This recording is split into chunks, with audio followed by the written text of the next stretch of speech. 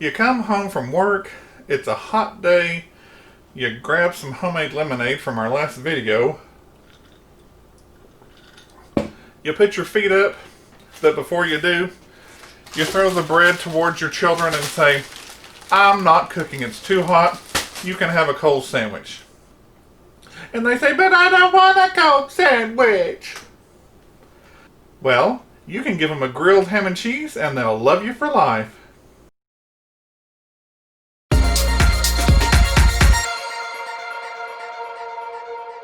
Welcome to Help at Home, your resource for great recipes and easy learning. I'm Jim Hightower.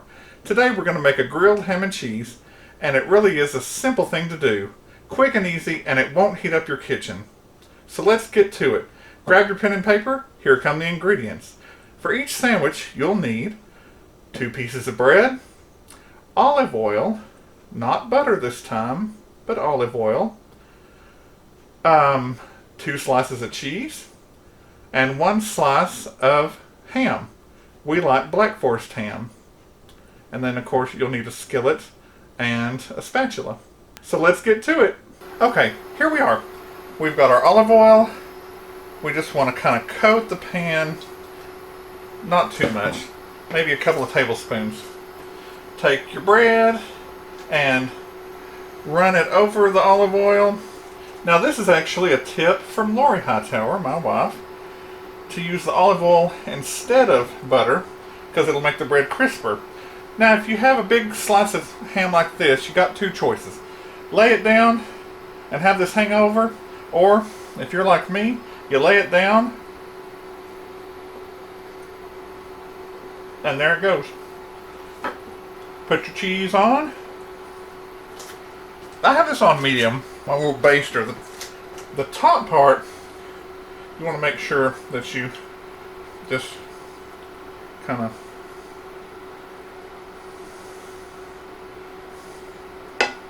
baste that on real easy, not too much. Usually you can hear it sizzle a little bit. If it's not, you can turn it up more.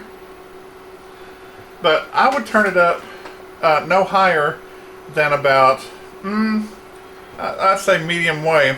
On my big stove, it goes up to 9. You'd think it'd go to 10. So, like, 5.5 or 6 is as high as I'd put it on the big stove. This goes to 5. I had it on 3. It wasn't sizzling.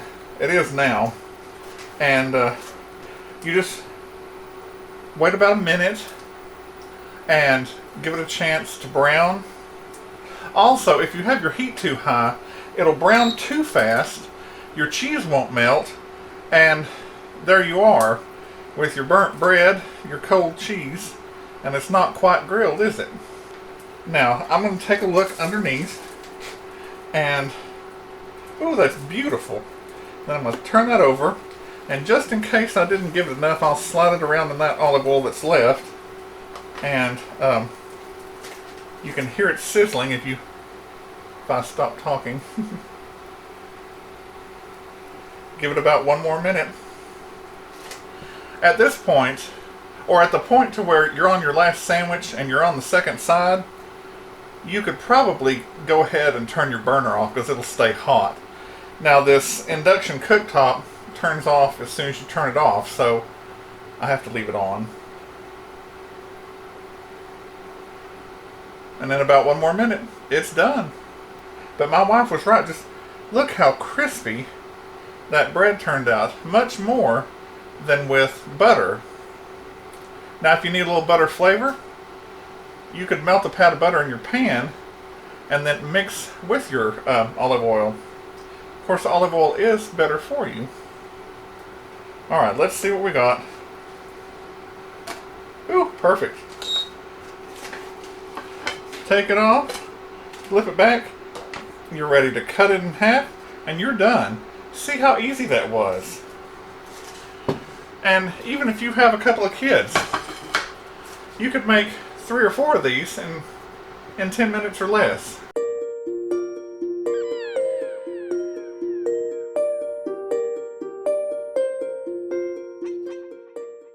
If you like this recipe or this idea for a fancy grilled cheese called grilled ham and cheese, give it a thumbs up. Subscribe and share with your friends who like to cook or just want to learn how. Drop me a line in the comments below about your experience with making this sandwich or anything else that you'd like to see in the kitchen. Click the bell in the top right hand corner for notifications. I'm Jim Hightower, and remember, everyone needs help, even me. Enjoy and be well, and don't forget to let your sandwich cool off.